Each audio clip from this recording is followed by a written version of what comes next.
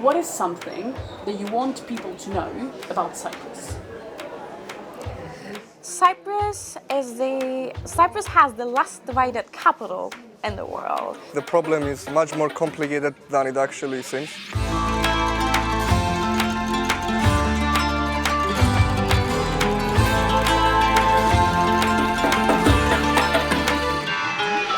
My name is Orestis, I am 22 years old and I'm a Greek Cypriot. I also study medicine in the European University of Cyprus. My name is Sude. I'm from North Cyprus. I'm Turkish Cypriot actually. I'm 22 years old and I'm studying medical sciences and political sciences. We don't have any H&M, McDonald's, Bershka, or any known brands, any international brands here, because we're just basically in the occupation regime. I don't have any friends from the other side, but it's not something that came to be because I didn't want any. It's just I haven't crossed that many times on the other side. I don't like the fact that I have to show my ID, but it's not gonna keep me from going there. Willkommen auf Zypern, der drittgrößten Insel im Mittelmeer. Hier treffen Nordafrika, Europa und der Nahe Osten aufeinander. Im Laufe der Geschichte kämpfte ein Imperium nach dem nächsten darum, die Insel zu beherrschen. Heute ist Zypern eine Republik, in der 4 Mächte nebeneinander existieren. Die Republik Zypern, das besetzte Gebiet der Türkischen Republik Nordzypern, 2 Militärbasen des Vereinigten Königreichs und ein Gebiet, das seit dem Waffenstillstand 1974 von den Vereinten Nationen zur Friedenssicherung kontrolliert wird. My maternal grandmother is from Paphos. She has forced to come to Nikosia in the 1974 events, so that was a bit traumatic. I've heard lots and lots of times the stories of my mother having to wake up one day because there were planes and tanks rolling in and the panic in the village and how they had to leave everything behind, basically jump on a fully packed bus and leave. They were basically homeless for some time, living in tents, like no house, no money, nothing. Everything was lost during the war. This is the lost generation. In my mother's era, they have no contact with the Greek-speaking Cypriots because of that ceasefire line, because of that border, so they could not pass from side to side. Es gab eine Zeit, in der griechische und türkische Zyprioten keine Feinde waren. Während der Herrschaft des Osmanischen Reiches ab 1571 lebten die griechische Mehrheit und die neu angesiedelte türkische Minderheit friedlich zusammen. Erst nach 1878, als das britische Empire die Kontrolle über die Insel übernahm, führten konkurrierende Interessen zu Konflikt zwischen den ethnischen Gruppen.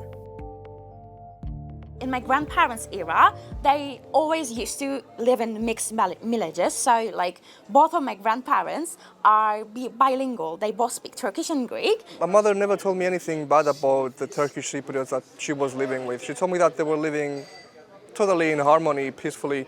Also, most of them just spoke Greek. So there wasn't much of a division even then. Als die britische Herrschaft sich dem Ende neigte, hatten die beiden Seiten unterschiedliche Pläne für die Insel. Die Griechen wollten Teil des griechischen Festlandes werden, ein Prozess, der Enosis genannt wurde, während die türkischen Zyprioten, die sich nicht besonders mit dem türkischen Festland verbunden fühlten, eine Teilung der Insel anstrebten, die Taksim. At this point, the British Empire decided to give everyone exactly what they didn't ask for, which was independence. 1960 wurde die Republik Zypern unabhängig, aber der Prozess verlief alles andere als friedlich. Gemeinsam mit der Türkei und Griechenland einigte sich Großbritannien darauf, dass Zypern unabhängig sein sollte, das Vereinigte Königreich aber noch souveräne Militärstützpunkte im Lande unterhalten durfte. Die neue Republik sollte einen griechischen Präsidenten und einen türkischen Vizepräsidenten haben. Außerdem durften Großbritannien, Griechenland und die Türkei laut Verfassung eigenes Militär stellen, um die neue Ordnung bei Bedrohung zu verteidigen. Diese Ordnung hielt allerdings nicht lange an. Nationalistische griechische Zyprioten, die kein Mitspracherecht bei der Verfassung hatten, starteten 1963 einen Aufstand. Die Gewalt forderte Hunderte Tote und zwang die türkischen Zyprioten, sich in Enklaven im ganzen Land zu sammeln. Durch Friedensgespräche blieb es etwa ein Jahrzehnt lang ruhig, bis 1974 griechische Zyprioten und die Militärjunta mit einem Putsch die Regierung stürzten. Daraufhin marschierte türkisches Militär ein und sorgte so für einen Bürgerkrieg zwischen den beiden Seiten. Die Türkei übernahm die Kontrolle über Nordzypern. 160.000 griechische Zyprioten flüchteten, darunter auch Orestis Familie. Bald darauf rief die Türkei die türkische Republik Nordzypern aus. Ein de facto Staat, der nur von der Türkei anerkannt und von der internationalen Gemeinschaft als illegale Besetzung betrachtet wird. I don't have the citizenship of Turkey, I don't have the citizenship of Cyprus, I just only have the citizenship of Zypern, which is not a recognized country. So I feel like I'm stuck. I feel like I'm lost, actually.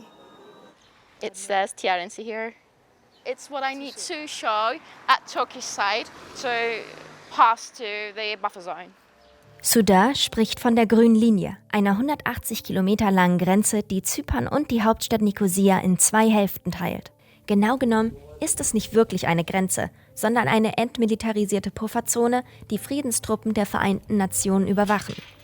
1974 hatte die UNO die Zone schnell errichtet, um die Gewalt zwischen griechischen und türkischen Zyprioten zu beenden.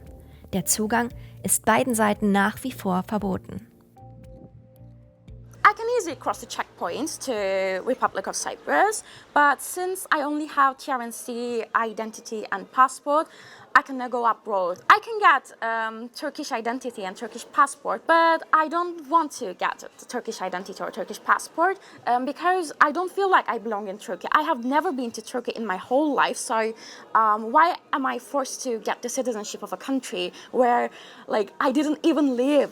I need to cross the border to have a coffee from Starbucks or to shop from H&M.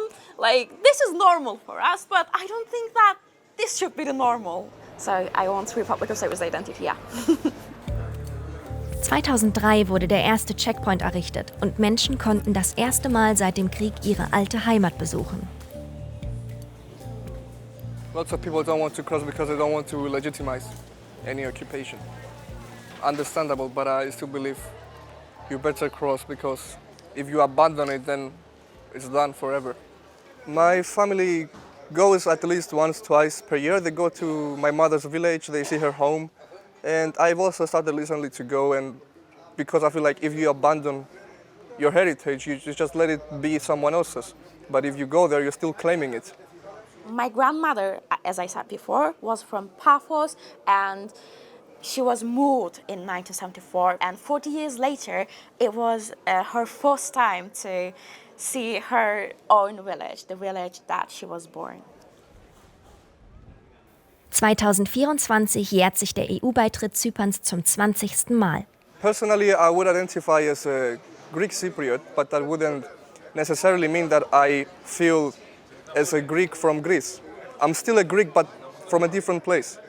I feel like a Cypriot, I am a Cypriot, I am a European, and being a European and feeling like living in a European Union country is a different thing in my own opinion. All Turkish Cypriots feel like Europeans, but because of the occupation here in the North Cyprus, we're not actually living in a country of European Union. Es sind nicht die ethnischen Unterschiede, die Zypern teilen, sondern die konkurrierenden Interessen verschiedener Regierungen. There's this flag on the Pedalaktilos mountain range, and it's both the Turkish flag and the flag of the Turkish Republic of Northern Cyprus, and below there's a motto saying something along the lines of how proud is one to be called a Turk. And you can basically see that from any tall building in Nikosia. I can see it from my own apartment balcony. It's provocative definitely and kind of insulting, but what can we do about it? Even as a member of the European Union, I feel like the Cyprus problem reveals hypocrisy that every country is taking part in, because as a small country, as a country that's supposed to be like part of the European family, we can still see that there's a problem that remains unsolved. And also, Turkey is a candidate for the European Union while still occupying a part of Cyprus. That doesn't seem fair. Heute sind die türkischen Zyprioten im besetzten Norden selbst eine Minderheit. Es gibt keine offizielle Volkszählung, aber man schätzt, dass wohl nur halb so viele einheimische Zyprioten wie türkische Staatsangehörige auf der Insel leben. Cypriots are in a danger right now. There are lots of illegal settlers coming from Turkey and they're just assimilating us. We're about to lose our culture, we're about to lose our tradition. Egal, auf welche Seite der Grenze man schaut, die Zukunft für junge ZypriotInnen ist ungewiss. We can't take peace for granted all the time. We don't know what the next 10 years will have in store for us. I think the Cyprus problem is playing a very important role in any young person's decision to stay or leave the country, because it's definitely a safety problem for all of us. I can leave if I obtain the Turkish passport, but I really don't want to leave Cyprus because I love Cyprus. This is my country, this is where I belong. So I just need to stay here and fight for our independence, but I don't feel like I can live under the occupation regime anymore because day by day it's getting really hard to live under the embargoes here. So I just want to live in the Republic of Cyprus. My dream for my country would be to finally achieve a solution, have the occupational armies leave the country, have independence for both communities, and have a strong direction towards democracy and freedom, prosperity, like the European Union. Since when I was a child, I always wanted a united Cyprus. I want the reunification of my own island.